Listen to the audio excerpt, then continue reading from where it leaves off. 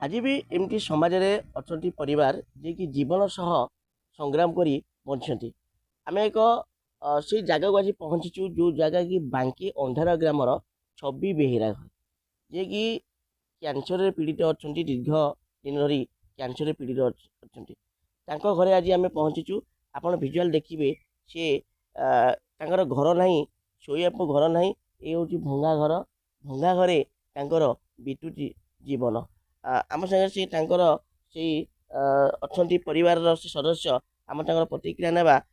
पचारि बुझा जे कौन रही समस्या एवं किभली भाव से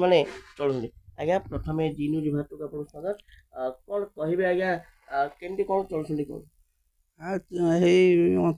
ये अंतर्गत चाउल आमर मिलूँ मो मु भत्ताटी पाऊँ आ सी भत्ता फत्ता पाऊनी आमर झील जोड़े आ पुओ ना झील जोड़े बाहर जाइए आम चलुचु आमर से गोटे आस्ती बाड़ी ना चलुचु हिंदी कौन होउसी कौन है कैंसर हो जाए तार कैंसर हो 3 वर्ष है बहुत टे ये होती मेडिसिन भी आम दे पारूनु मेडिसिन 3 मासरे 4-5 हजार टका दरकार तार भत्ता ना दे पारूनु मेडिसिन सरकार स्तर किसी साहाय्य सहानुभूति आसला ना कि आसनी कौन कहे सरकार कौन कहे टे घरटा दिंतु आकु भत्ता फत्ता टे कर दिंतु से औषध पत्र मेडिसिन हेरिका खाया ना तो किसी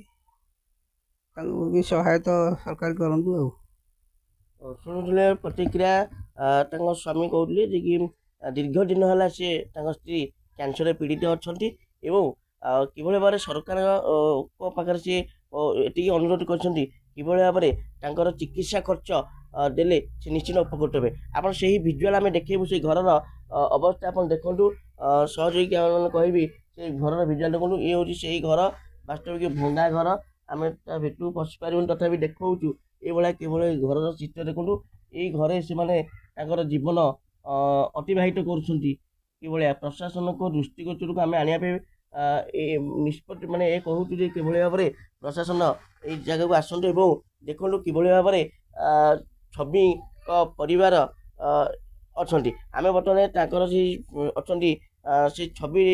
बेहेरा जे कि कैंसर पीड़ित दीर्घ दिन कैंसर पीड़ित अच्छा प्रतिक्रिया आम ना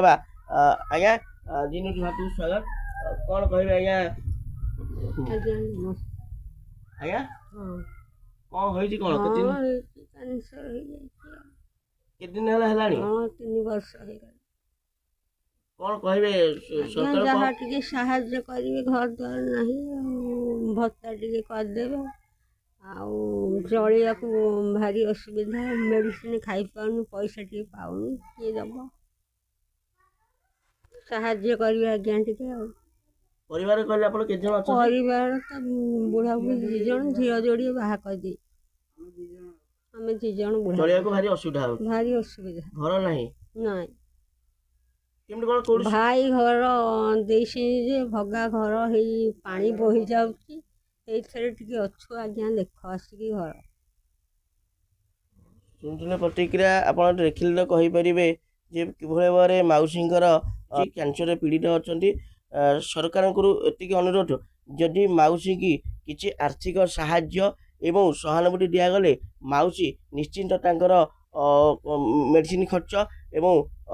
आर्थिक दुरवस्था दूर हो पाता स्थानीय समाजसेवी आम पचारि बुझा आज्ञा प्रथम जी न्यूज भारत को स्वागत कौन कहे जो छवि जो बेहरा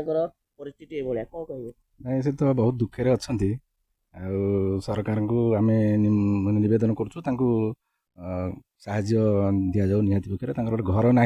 कौटी रोच वर्षा जो जो वर्षा है ये बात्या समय माने झड़ वर्षा सी अति दुखे कष्ट भी रोच घर द्वार ना जो स्वल्प भत्ता गंडे स्वामी मिलूँ से 2 जन जाक बहुत कष्ट चलुँच तेणु जो प्रति मेडिकल जो खर्च हो औषध खर्चटा सेटा एवं किसी घर खंडे दि जाऊ उभय को भत्ता भी दि जाऊ सी भत्ता पाऊना जी पीड़िता सी भत्ता पाऊना भत्ता दि जाऊ घर दि जाऊ एवं स्वतंत्र भाव में किसी साहाय्य दि जाऊ कलेक्टर को भी अनुरोध आपण माध्यम आम करूँ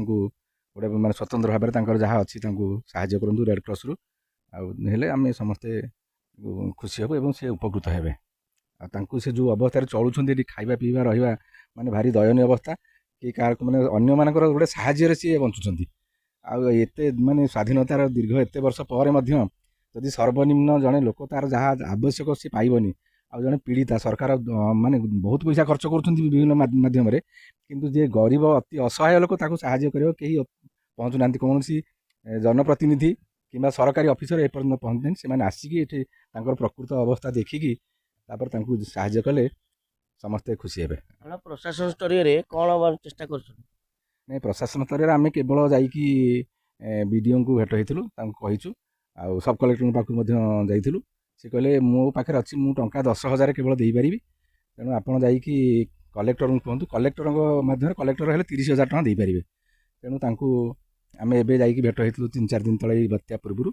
ତେଣୁ ଏପରେ ତାଙ୍କୁ କଲେକ୍ଟରଙ୍କୁ ଲେଖିକି ଗୋଟେ ଦରଖାସ୍ତ ତାଙ୍କ ମାଧ୍ୟମରେ ସେମାନେ ଦେଲେ। ତାପରେ କଲେକ୍ଟର ଯାହା ସାହାଯ୍ୟ କରିବେ, ରେଡ୍ କ୍ରସ୍ରୁ ତାଙ୍କର ଯାହା ଅଛି ବ୍ୟବସ୍ଥା 30,000 ଟଙ୍କା ଦେବେ ବୋଲି କହିଛନ୍ତି ସେମାନେ, ସବ୍ କଲେକ୍ଟର କହିଲେ। ଆଉ କ'ଣ ଅଛି,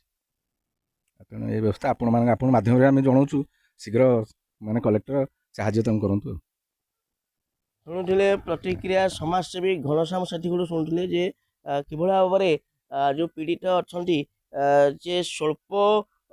ଭତ୍ତା ଟଙ୍କାରେ ଚଳୁଛନ୍ତି, ଭତ୍ତା ଟଙ୍କାର ବି ମିଳୁନାହିଁ ହେଲା କି। ଆଉ ଯେଉଁ ଅଛି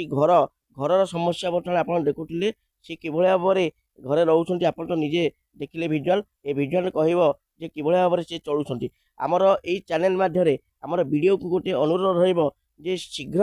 ଛବିରାଣୀ ବେହେରାଙ୍କର ଯେଉଁ ଅଛି ଘର ନାହିଁ, ତାଙ୍କ ଘର ଇଏ କରିବେ। ଆଉ ଆମର ଯେଉଁ କଲେକ୍ଟର ସାର୍ଙ୍କୁ ଆମେ ଏତିକି ଅନୁରୋଧ କରିବା ଆମ ଚ୍ୟାନେଲ୍ ମାଧ୍ୟମରେ କିଭଳି ଭାବରେ ଆର୍ଥିକ ଖର୍ଚ୍ଚ ତାଙ୍କୁ ଦେଲେ ତାଙ୍କର ମେଡ଼ିକାଲ ଖର୍ଚ୍ଚ ହେଲେ ସେ ନିଜର ଆରୋଗ୍ୟ ହୋଇପାରିବେ। କଟକ ଜିଲ୍ଲା ବାଙ୍କି ଅନ୍ଧେରା ଗ୍ରାମରୁ ଶ୍ରବଣ କୁମାର ସେଠୀଙ୍କ ରିପୋର୍ଟ, ଜି ନ୍ୟୁଜ୍ ଭାରତ।